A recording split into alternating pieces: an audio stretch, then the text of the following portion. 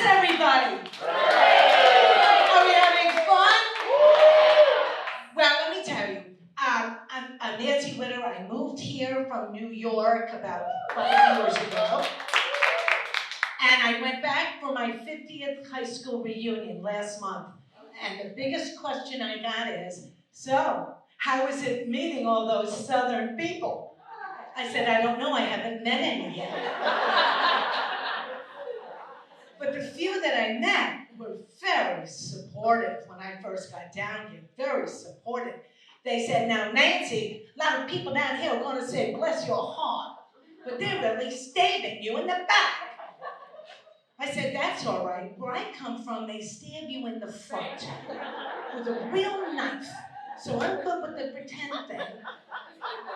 And by the way, in New York, we have our own little code too. If we don't like you, we say, go fuck yourself.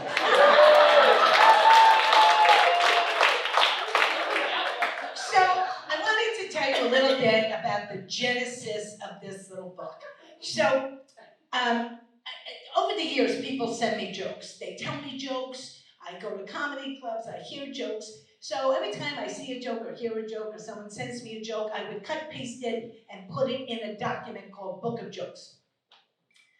And when someone got sick or someone's going through divorce or something, I would print out a couple of pages and I'd write a note that says, if laughter is the best medicine, I hope you laugh yourself better. Or if you're going through a tough time, you know, if you can laugh through it, you can get through it. And that's what I would do.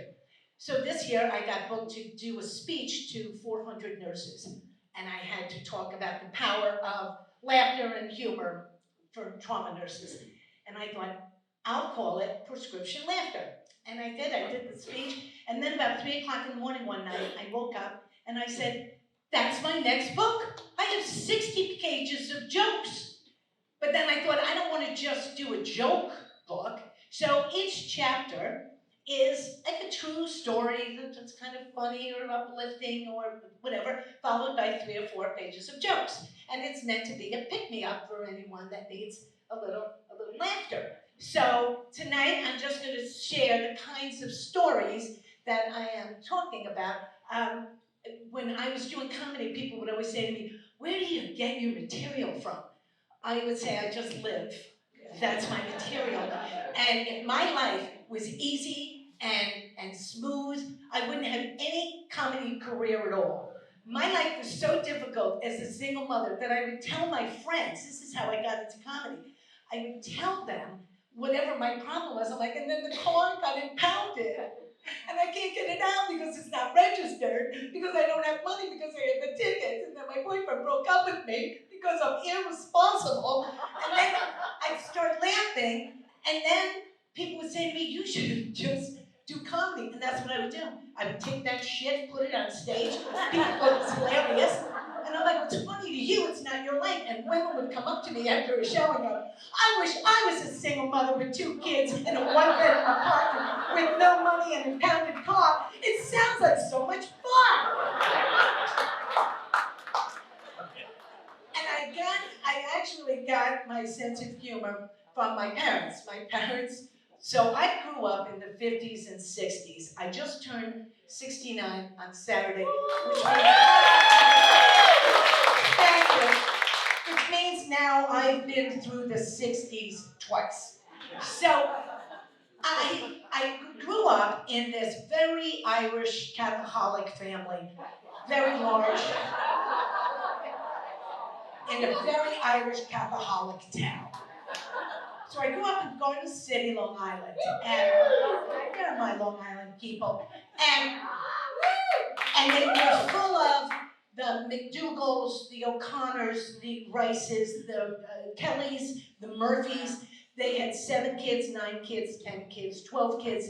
If you had less than 5 kids in your family, we saw you as an only child. And that was how we just grew up. And I will say that they were a very kind of carefree generation, the generation that I was raised by, those people. So I grew up with one of 7, and then my mother died, and my father married Mrs. O'Connor, who had 9. So it was McDougal and O'Connor. 16 of us. Do you think these people drank enough? So, but before my mother died, my father was a lawyer for 25 years, and then he was on the board of directors of Richmond Hill Savings Bank, a small savings bank. And he was nominated to be president of the bank. And this was the biggest thing ever to happen professionally to my mother. So my mother now has the ability to be the first lady of the president of a bank. So all the kids are waiting around and he gets the job. I think my mother went over to the fireplace and let some white smoke up.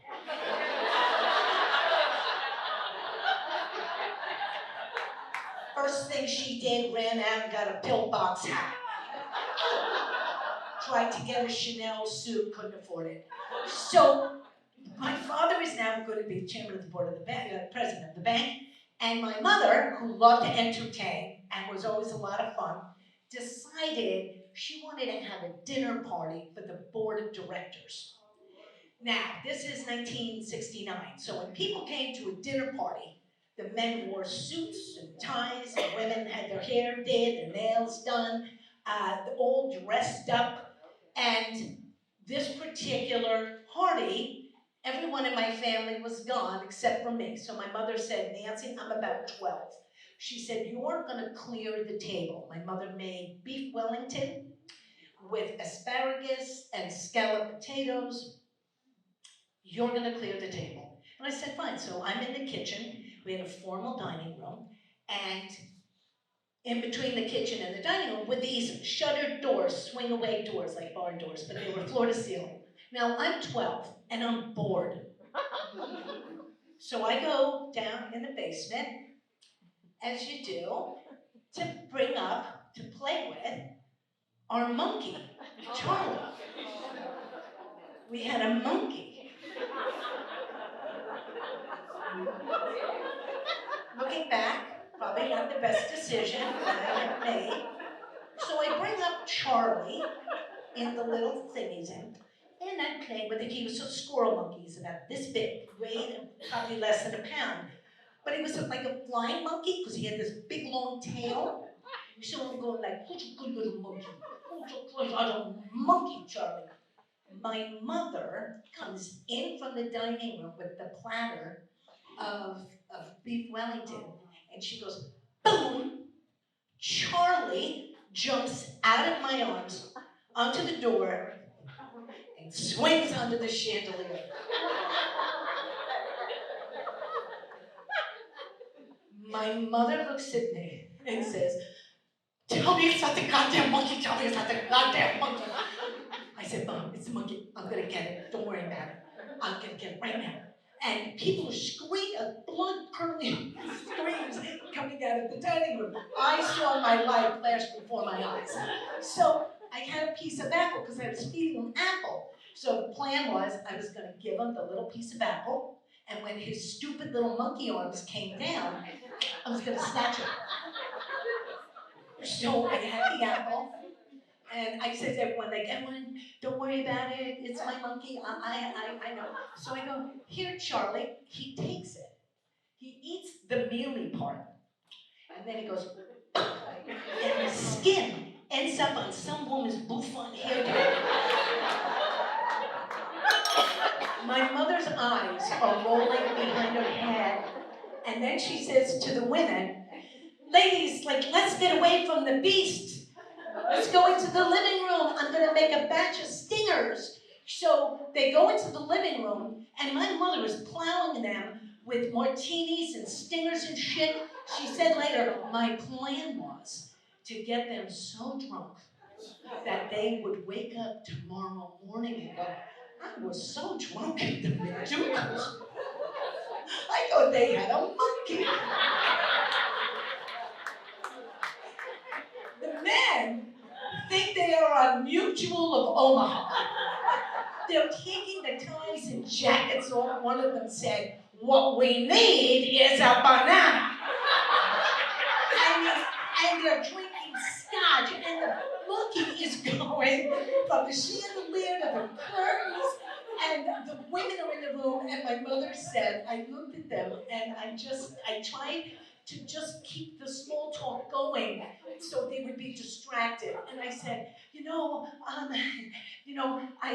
I think you ladies are, so wonderful, and, and she said, I just broke down. I just said, I am so sorry. I wanted to have a nice dinner party for you, and I wanted to impress you all, but I can't now because I hate Nancy, I hate the monkey, I hate my husband, I can't have nice things. Last week we had chickens in the house.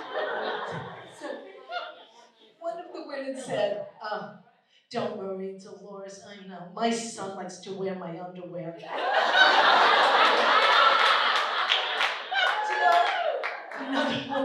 Another woman was like, my daughter's 3 months pregnant and she's getting married in 3 months. I don't know what I'm gonna do. Now they're all drinking, they're having a ball.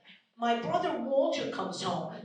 He's like St. Francis of Assisi. He just walks in and goes, Charlie. And Charlie goes on his shoulder and he goes, good night, and just goes upstairs. The men are patting themselves on the back for a job well done. Now I'm sitting with my mother in the kitchen afterwards, waiting for my sentence, and she looks at me and she said, that wasn't the dinner party I wanted, and it's not the dinner party I planned, but that was the best dinner party I ever had. She said, I got to know these women, and they remained great friends. As my mother's talking to me, I said, Mom, you're missing a false eyelash. She said, I know. I said, the next time that happens, what you should do is take off the other one, and that way you're even. She goes, I would never do that, Nancy, because the people on this side of the room will still think I look fantastic. So that's the kind of household I grew up in. And they liked to party because my father was in World War II. They came back from saving the world. And when they came back, they got married, they had kids, and they celebrated the war being over for the rest of their lives. And they weren't sissies like us. They weren't drinking, Pinot Grigio and Michelob Ultra. They would have drinks where they would mix alcohol with more alcohol. And dangerous sounding drinks, Manhattan, Martini, a Stinger, Alabama Slammer, Harvey Wallbanger. They don't call it that anymore. Now they're called Harvey Weinstein. Because it's an ugly little drink, and if you have one, you're totally screwed. But that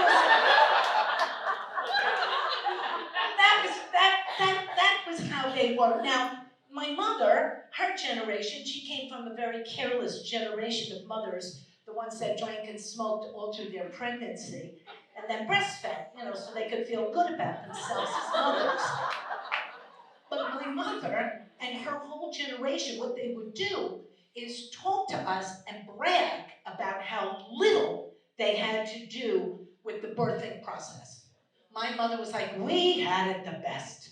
I would walk in that hospital, they knocked you out. I didn't see you till 10 days later in my life.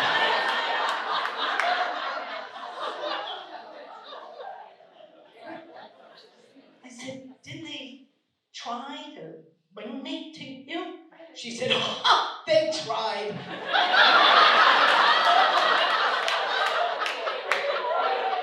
I said, I have 5 more at home. I'm on vacation. That's a vacation. And we had more fun at funerals than we did at weddings, or we had fun at weddings. The first funeral I went to started with the tailgate party going to the burial. That was fun. So we're at a wedding, and as my father got older, he used to say, I hate weddings. I hate going to weddings. He was like in his late 50s. I'm like 22. I'm like, are you out of your mind? Why would you hate weddings? I'm 69 now. I hate weddings. But back then, I was like, what? You get, there's free booze, you dance, the bride, the groom. Then my father said, I'm not going to the church. I'm like, but the church is the best part. She comes down in the dress. It's so dramatic, the whole thing. So I always enjoyed weddings with my family, especially. The part I didn't like was the next day brunch after the wedding. I never fared well at those. One time I walked in and my Aunt Mary said, and how are you feeling this morning? So you know when you're hungover and you don't want to admit it to anyone? I'm like, fine. Why? She goes, because you fell on the dance floor last night. I said, my heel broke. She said, and you were making out with that busboy. I said, yeah, because we have a lot in common. She said, he didn't speak English. I said, I'm bilingual, you don't know everything about me. So I never did well at those wedding things. But here was the thing, the worst wedding I went to was my cousin Patty. She got married down by the 7th Street Seaport, New York City. And she chartered a party boat. But it's the first time they were doing an actual party. They were a fishing boat before that, like a party fishing boat. We're pulling out of the dock. I'm the first one in line to get a drink. It's August, like 10th, it's 100 degrees. And we're out in the harbor, New York Harbor. And I said to the guy, can I get a Coors Light? And he said, we don't have beer. I said, that is a big, like, Radio City Music Hall, big mistake. I said, as far as I can see, there's McDougal's, O'Connor, Culleton's, Kelly's, Murphy's. It's 12 noon, it's 87 degrees outside, and you're gonna tell them you don't have beer. I would rather tell Hitler he was losing the war because it would be easier than telling these people. So now there's no beer. So all we can have is like a gin and tonic or vodka tonic. And then eventually they ran out of ice. Then they ran out of seltzer. Then they ran out of booze. They had charcuterie things out, but in the sun. We had to throw it overboard for shark chum because we would have died. The wedding cake was out in the sun, so when my cousin goes to cut it, it like slid off. Now men are taking their shirts off, women, their hair's flat, their eye makeup is running. We dock, and at the end of the dock was a hot dog truck with like Pepsi. We ran like Usain Bolt. And we're drinking soda, and we go to a very nice bar. And I'm telling stories like this, and we're all laughing. And my cousin Patty, the bride, said to me, Nancy, was it really that bad? I said, Patty, it was so bad. It was great. Like, that's the worst of the worst. See, if it was less worse, it just would have been bad. Like, maybe we wouldn't remember it. We'd be like, oh yeah, that thing was terrible. But it wasn't. It was so bad. And it was. I'm talking about it 45 years later. I sent her an email. I said, the wedding's in our book. By the way, she got divorced 3 years later. But we're still talking about the horrible thing. But here's the thing. There's two ways to look at that, because I could also tell that story like this. We're having lunch and someone says, bad wedding. I said, I went to a bad wedding, my cousin Patty. Then first of all, they didn't have beer. I know. And then they ran out of ice, they ran out of soda, and everyone would go, oh my God. The wedding cake slid right off. And they'd say, great, Nancy, listen, let's never do lunch again. Do you know what I mean? Like, that one event can happen, and you can look at it either way you want. You can make fun of it, or you can live in the misery of it. So I always choose to live in the fun of it.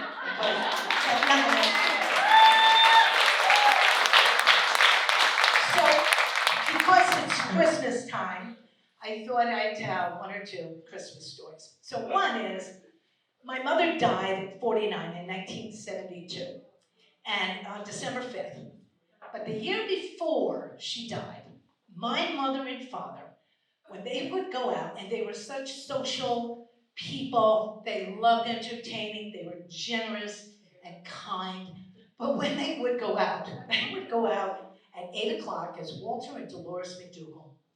They would come home at 2 in the morning as Liz Taylor and Richard Burton in Who's Afraid of Virginia. And that's when all the stuff would come out, you know, and my mother would go like, and I don't have a mink coat. Oh, my friends, I am like the first lady of the bag, and I don't have a mink coat. They had mink stoles. And before anyone throws blood on me, it was 1969, the Mink was dead a long time. So, my father says to us in 1970, or 1971, I guess, he said, listen, I bought your mother a mink coat from Bart Patsouli, and inside it's got her name. But we're going to surprise her. So we're going to go to midnight mass on Christmas Eve, and when we come back, but what I'm going to do, I'm going to put it in a Klein's box. Now, Klein's would be like TJ Maxx. It was the cheapest store. They used to say, shoes on sale, 5 shoes for 99 cents. My mother would bring them all home. None of them fit. But my mother was like, but how can you lose? I said, well, you lose because no one can wear them. She's like, yeah, they were 99 cents. How can you lose? It's like that. So my mother used to joke that the second wife would shop at Saks and the first wife had to shop at Klein's. So my father got the biggest Klein's box, and this was the Christmas that I knew I was a grown-up. I was 14, and for the first time in my young life, I was more excited about somebody else having a gift rather than what I was getting myself. And my whole family was like this. We all went to mass, we came home, and all of us opened our gifts in record speed. We just wanted to get through it because we wanted to get to the big event. So we opened everything up, and now it's my mother's turn. It was the last gift of the night. And she looks at it, and I know she thinks it's a mink coat because it's a big box. So she goes, oh, she called my father Bob. Bob, what could this be, you know? And she rips it, and she sees Klein's. And she tried to be a good sport. But you could just see her whole face go,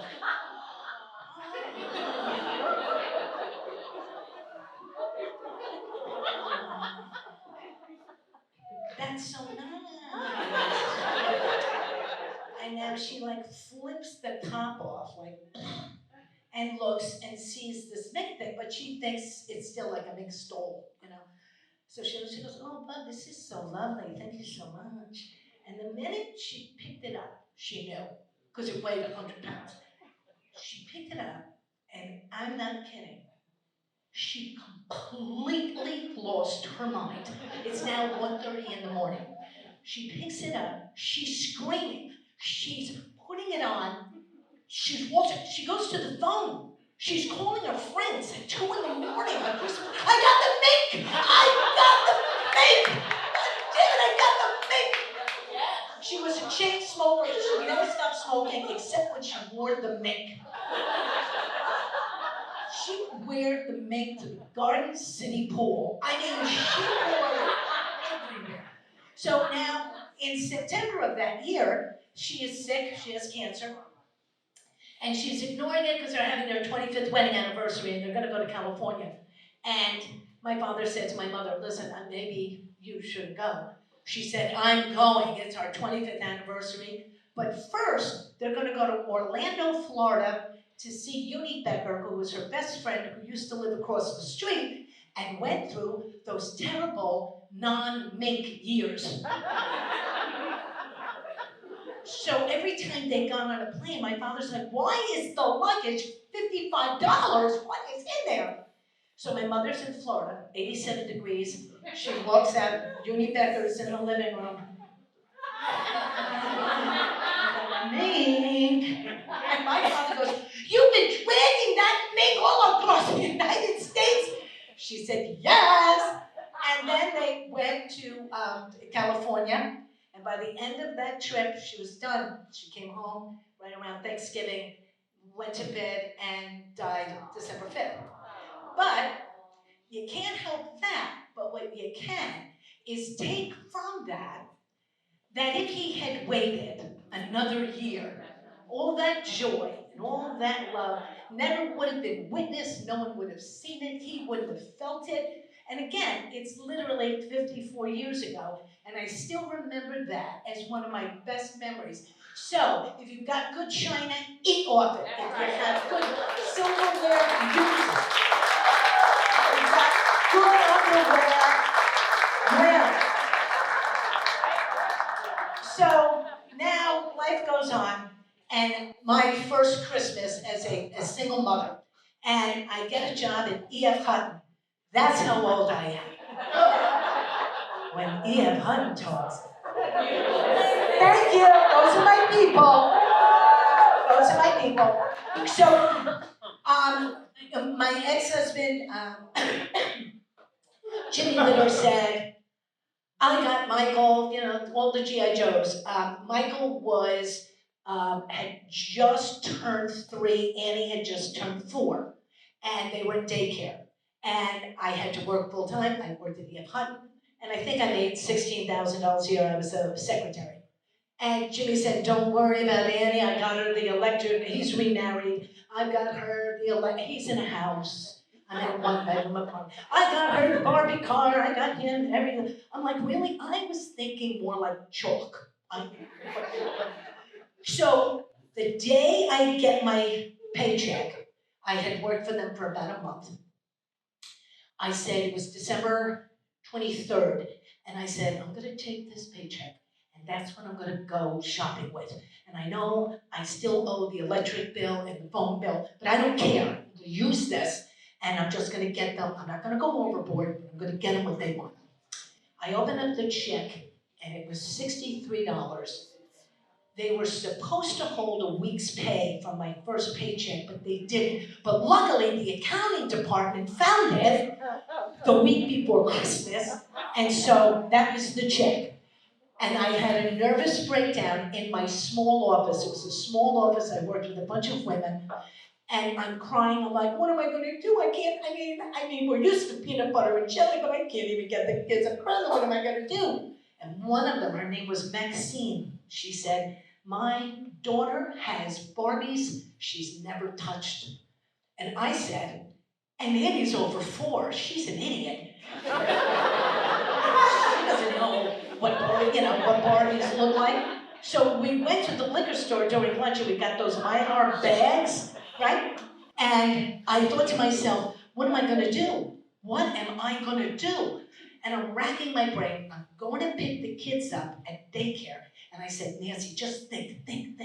What do kids really like? Like, what do they? And I thought, food, like candy, like ice cream and shit. Like, that's, they're idiots. They like that. So I pick the kids up and I say to them, guess who I talked to today? Santa Claus. My son Michael goes, are you joking me right now? I go, no. And guess what he said you can have for Christmas this year? Whatever you want for breakfast. They were so underwhelmed. I said, I don't mean like, French toaster, whatever you want. Ice cream, you can have it. You want brownies, you can have it. You want M&Ms, you can have it. Whatever you want. So Michael was like, can I have ice cream over brownies with M&Ms? I'm like, yeah. And he's like, could I have pizza? I go, yeah, but you gotta let Santa know what you want because Santa has to go Christmas shopping. So you have to tell him. So we're up all night. The next day I go to work. It was a half day because it was Christmas Eve. And those ladies went out and got me an easel for the kids, where one side was a dry bar and one was like a chalk place. And and we had Santa, where normally they give you a coloring book. But this Santa gave Annie a dress, and he gave Michael a big Hess truck. So it was already great. I had this very large family. We go to my father's house, and they get plenty of gifts. Now I go home, the kids go to bed, and I'm by myself for the first time. And it's still very little under the tree. But I thought, you know what else kids love? More. They just want more. They just want to open presents. Like they don't give a shit what it is, as long as it's more. So I got Michael mittens at the dollar store, for like $2. I wrapped them separately. I got gum, I put it in a box. I did not, one of those like G.I. Joe things that's like 100 in a pack. I put them in a box, like 3 in a box, 100 boxes. It looked like I spent more on gift wrapping than I did on anything else. So the kids wake up, they're like, whoa, and there's Michael. He's like, I got a mitten. I got gum. I got another mitten. Like, they were such idiots. And then we sat down. We had brownies, we had ice cream, and we did that for the next 20 years.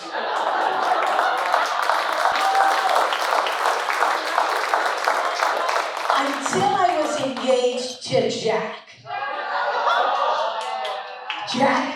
Jack still has PTSD over that. Because now we're grown-ups, and we're gonna have Christmas bread. We're gonna have eggs Benedict, which I'm very good at making, but it's all timing and a little stressful.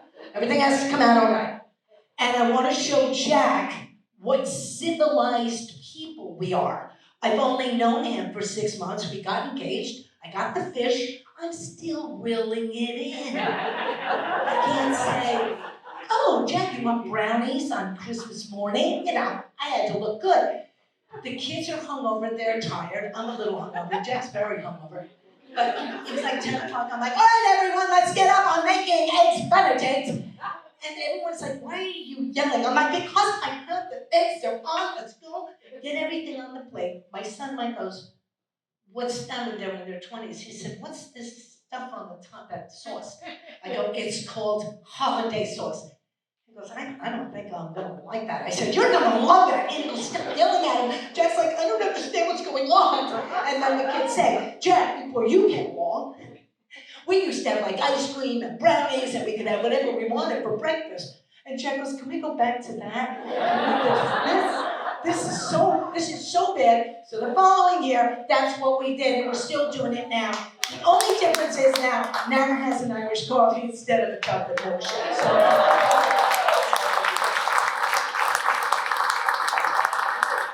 So I just had my birthday, I'm getting older. So I was kind of reflecting about what happens like as we get older. So here is, as we're winding down the show, here's my tip to everybody. You're gonna get older, it's gonna happen, and here's what you have to do. Run to it. You have to run to it. And I learned that lesson a couple of years ago. I'm in New York. I have an audition for an AT&T commercial. And I am all set to go. It was at the end of the week. Before that, the day before, my friend Carol Lynch comes over. Her mother had died, and she said, my mother had this beautiful pink raincoat from Lord & Taylor. She said, it'll fit you. I put it on, it was adorable. I put my hand in the pocket, and I pull out a plastic rain hat with polka dots on it. I go, Carol, there's Marge's rain hat. We laugh, I put it back, hang the coat up. Now the audition comes. It looks like it might rain, I'm not sure. But I run into the closet, I get the raincoat just in case. And by the time I get out of Penn Station And the audition was right on 33rd Street, right outside Penn Station. It was a block. I couldn't get a subway there. I couldn't take a cab, and it's pouring. I'm running late. I can't buy an umbrella. In my despair, I stick my hands in the pocket of the coat, and I pull out the rain hat. So I look at the rain hat, and I look at the rain, and I said, absolutely not. Absolutely not. Because if you cross that line, you will never come back. But it was an AT&T national commercial. So I put it on, and to my surprise, it had a little flap. You just went, and it came right out like a shelf. I get to the audition, go up these long stairs, and behind the desk is the most stunning 22-year-old woman I've ever seen. Breathtaking. She looked at me with such disdain and hat. And I said to her, you can lose the face, because let me tell you something. I know you're looking at me thinking, this is never going to happen to you. But it is, because if it doesn't, it means you're dead. And I only hope you were lucky enough one day that you have a friend whose mother dies and gives you a pink raincoat from Ward Taylor's with this rain hat in it, because this thing is fantastic. So there you go. Run.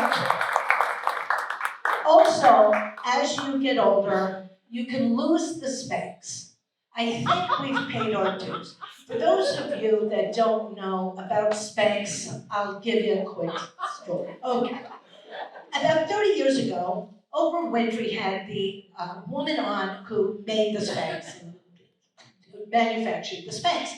And everyone for years would say, Nancy, you gotta get the Spanx. Every woman in America wore Spanx, and no one ever told the truth. They're always like, oh, Yvonne, do you wear Spanx? Aren't they fabulous? Oh, I love mine. Oh, I love mine. That's what everyone would say. So, but they were expensive, so I never got them. But I come to a wedding, to my niece Sally Lindros's wedding, and we're at the Ballast Hotel, and I bought a pair of Spanx because I had this great dress. It was just a little too tight, just a little. So I said, this is the occasion to get the Spanx.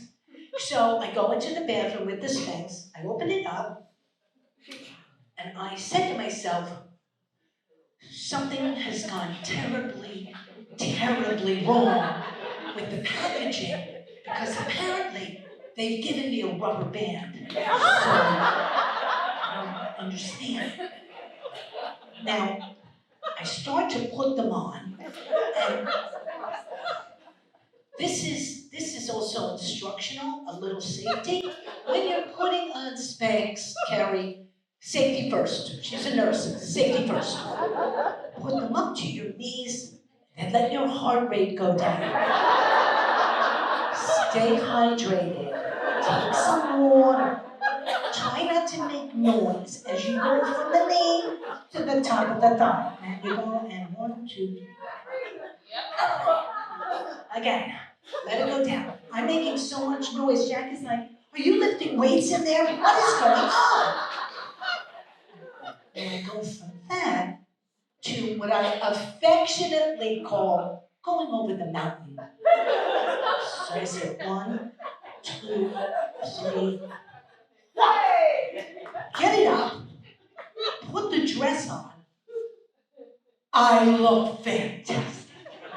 I walk out, Jack's like, oh, you look so much taller. You know, never say thinner, because he got in trouble once. Always taller. Oh, you look so much taller. Now I go to the wedding, and now that I'm in my 60s, I have a superpower, and that superpower is I can hear what you are thinking. And I'm walking around, I can hear them go, oh, look at Nancy, doesn't she look fantastic? Oh my God, Nancy looks fantastic. She looks terrific. And then I had to go to the bathroom.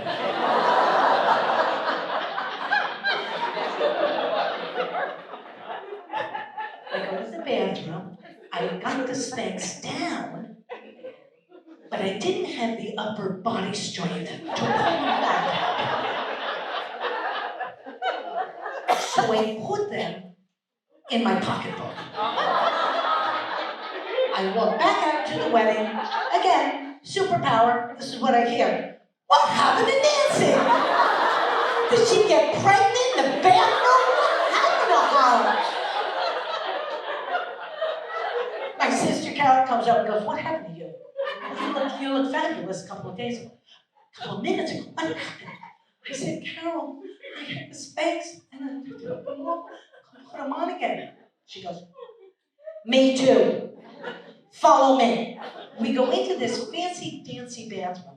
There's a couch. She lifts up one of the cushions, and there are her Spanx.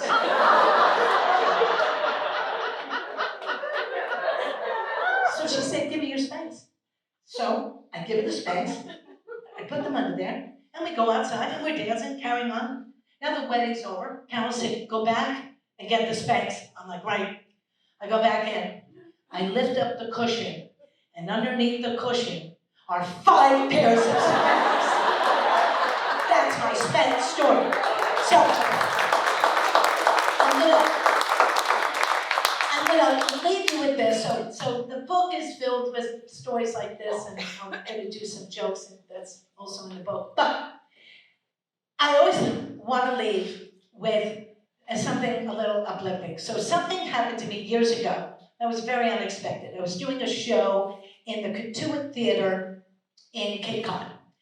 And the next day, the theater called me and said, someone wants to talk to you about a show business opportunity. Can I give them your number? And I said yes. And then I get this phone call from this Helen McCartney. Now, I didn't know who she was. I thought maybe she was an agent, wants me to have my own talk show at night. Maybe Oprah Winfrey, maybe. So she said, I'd like for you to come to my house. And I'm with my best friend, Carol. She said, I want you to come. I want to talk to you about something I think you'd be great for. So I said to Carol, I don't know what this is. I don't know who she is, but we have nothing to do today. And if nothing else, can't hurt, it might help, and at least we'll get a story out of it.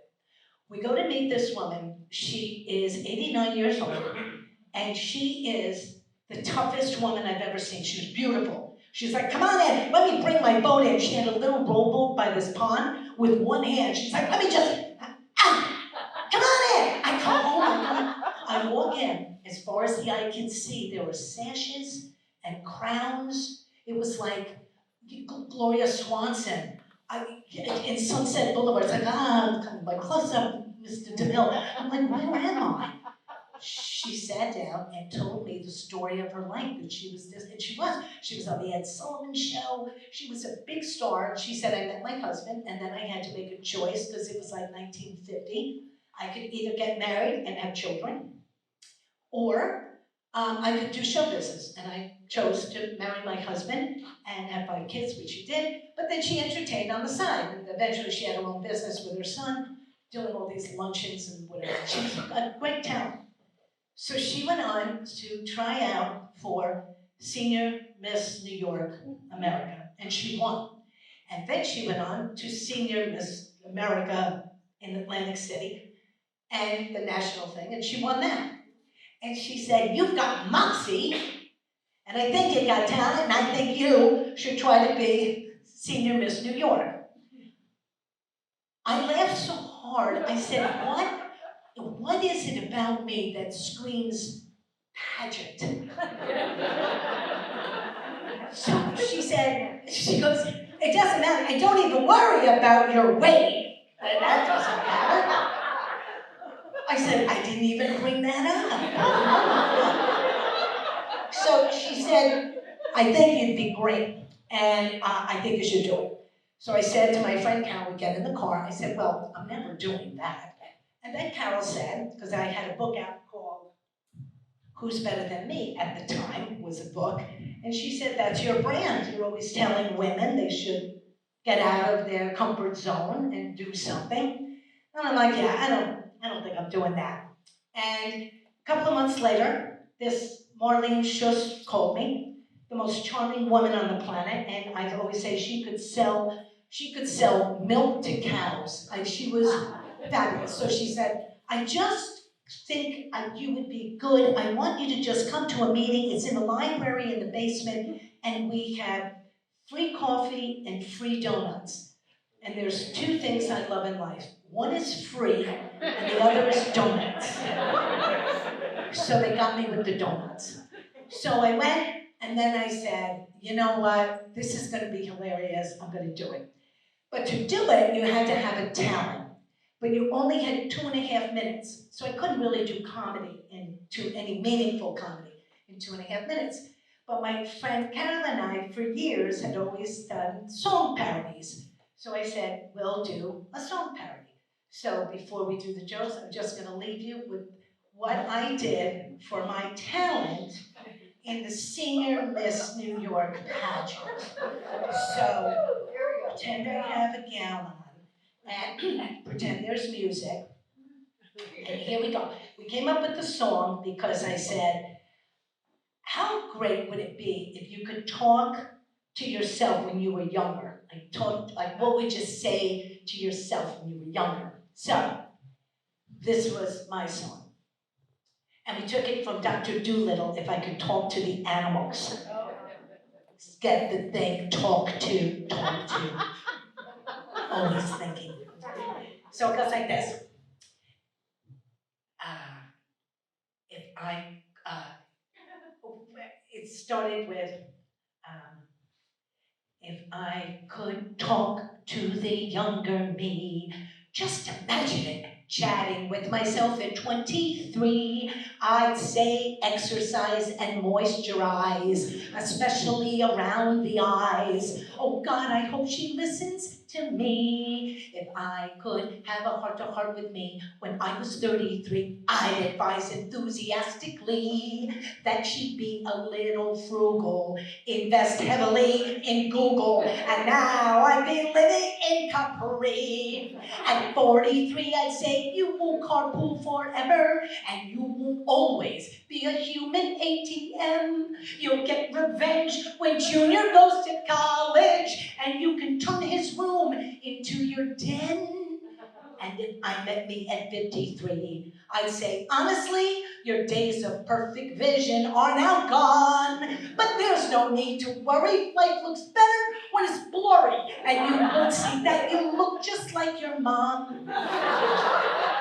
At 63, I can't touch my toes or tie my shoes. My body aches, but my brain feels 22. When people ask, can you have fun and feel young again? I say like hell you can, and I do. So to conclude, if she had the chance, I think I know just what my 20-something self would have to say. She'd say, I want your maturity, your social security, your Medicare, your SAP welfare, especially your platinum hair. And I'd say, wait and see, 'cause you'll be me one day.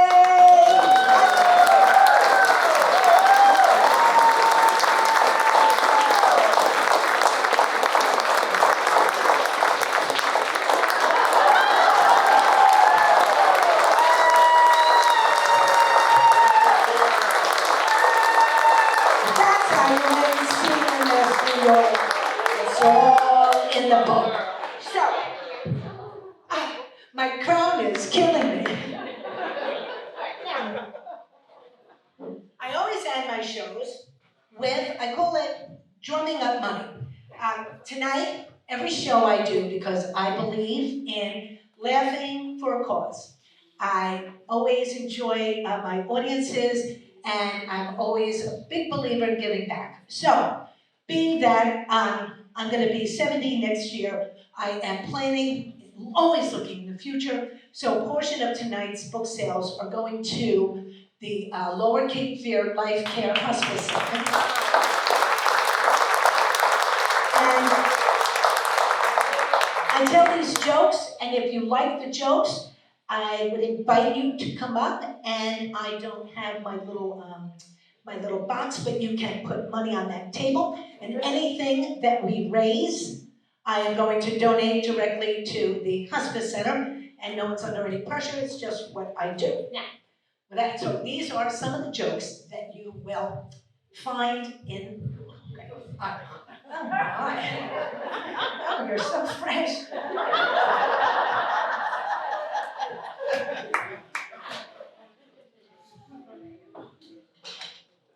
Oh, Yvonne, thank God I work out.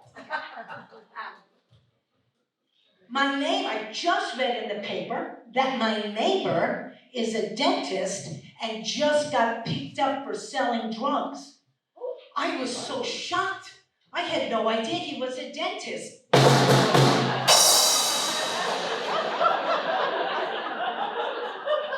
couple goes to the doctor, and they say to the doctor, first guy says to the doctor, my wife doesn't remember anything I tell her. And the wife said, well, you're not barking, you don't remember anything either. So the doctor said, listen, here's what you do. Whenever you have more than 2 or 3 things, write it down, write it down. So that night, the husband says to his wife, can I have a bowl of vanilla ice cream? She said, yeah. He said, write it down. She said, I'm not writing it down, I got vanilla ice cream. He said, but I want chocolate sauce on it. She said, got it, vanilla ice cream, chocolate sauce. He said, but I want nuts on it too, please, write it down. She said, I got it, vanilla ice cream, thank you. Chocolate sauce, some nuts, I got it. Keep going, he says, but I want some whipped cream on it. She says, I got it, vanilla ice cream, chocolate sauce, nuts, whipped cream. She goes in the kitchen, she's gone about 15 minutes. She comes back and she gives him a plate of scrambled eggs and bacon. He said, I told you to write it down. Where's the toast?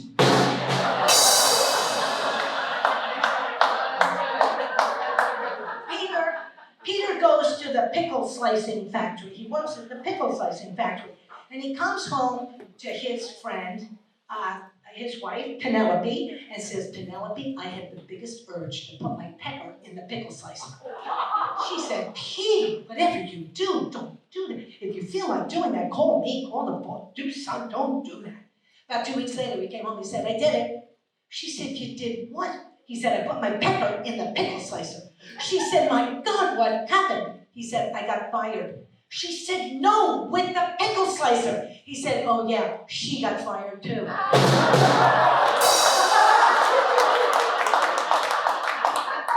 Husband and wife go see a marriage counselor. And the counselor said to the wife, what is it you need? She said, I need more affection, more thoughtfulness, more hugs, and mostly more kisses. So the therapist gets up and starts making out with the wife. And then he puts her on her feet. And the therapist looks at the husband and says, that's what your wife needs 3 times a week. The husband said, okay, I can drop her off on Mondays and Wednesdays, but Fridays I go fishing. Woman goes to a senior citizen meeting. She said, this is for the men in the room. If any of you can guess what I have in the palm of my hand, I will have sex with you. A wise guy in the back said, is it an elephant? She said, close enough. There's a couple walking down Wrightsville Beach. They're 60 years old. They're celebrating their 25th wedding anniversary. And they see a genie lamp, and as a joke, they pick it up and they rub it, but out comes a genie. But the genie said, I'm an anniversary genie, which means you each get 1 wish. So they said to the wife, what would you like? She said, I'd love a round-the-world cruise on the Queen Mary with my husband. Bam! Tickets in her hand. Then they said to the husband, what would you like? He said, I'd like a wife that's 30 years younger. And bam! Just like that, he turned 90.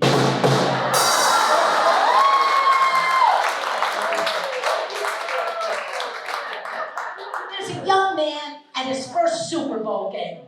And next to him is an empty seat. And next to the empty seat is an elderly gentleman.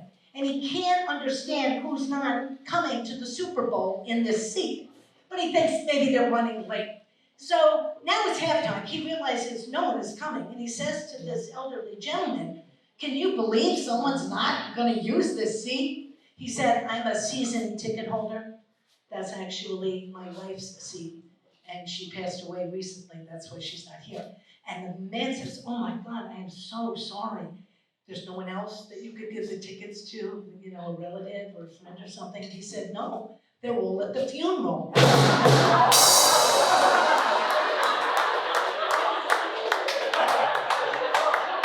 A guy is walking through Brunswick Forest. He bends down, picks up a frog, puts it in his top coat pocket, and he's walking. And the frog said, "I'm not a frog, I'm a beautiful woman. Just kiss me and you'll see." And he keeps walking. And she says, "I'm also a nymphomaniac, which means I will literally love you every day for the rest of your life. Just kiss me and you'll see." He keeps walking. Finally, she says, "Can you hear me?" He said, "I hear you, but at my age, I'd rather have a talking frog."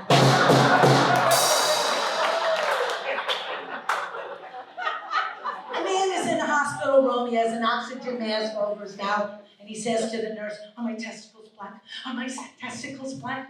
And the nurse said, "Mr. Smedley, you had an ankle operation. Your testicles are fine." And he's still screaming, "Are my testicles black?" So you know how nurses are? They're the best. So she goes over, she pulls down the covers, picks up the appropriate apparatus, looks at everything, puts it back where she found it, brings it up and says, "Mr. Smedley, as I said, your testicles are not black, they're just fine." And then he took his oxygen mask off and he said, "Thank you very much, but I said, are my test results back?"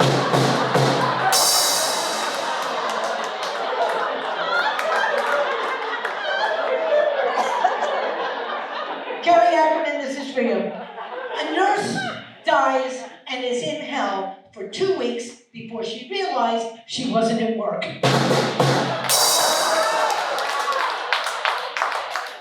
A nurse goes into a bank, takes out a pen to write out a check, but instead she pulls out a rectal thermometer.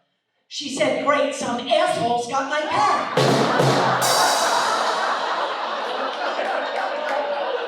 Beautiful woman goes up to an elderly gentleman and says, "I'll do whatever you want for $50. He said, "Great, paint my house." I'll leave you with this one last joke, and thank you very much for this kind, generous thing. And thank you all so much for coming. I can't tell you how it warms my heart to see all my friends and neighbors and everyone in the world.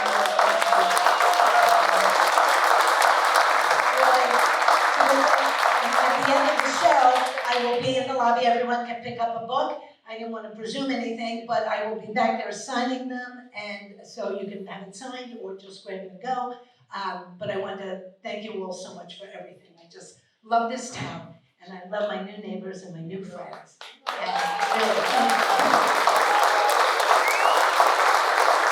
so, a bunch of girls graduate from college, and they say, "Let's celebrate every decade's birthday together." So they turned 30, and they said, "You know what we should do? Go to the Wellington Hotel. They had free margarita night, maybe we'll meet somebody." So they go, they have a ball. Now they turned 40. They said, "You know where we should go? The Wellington Inn, because they had free on-site babysitting, and we could meet each other's kids." There we go. Then they turned 50. They said, "You know where we should go? The Wellington Hotel, because they have a new handicap ramp, and Mary Jo just had her knees done, so it'd be fantastic." Then they turned 60. They said, "You know where we should go? The Wellington Inn, because they have a new low-sodium chef. He's supposed to be fantastic." Then they turned 70, and they said, "You know where we should go? The Wellington Inn, because we've never been there before."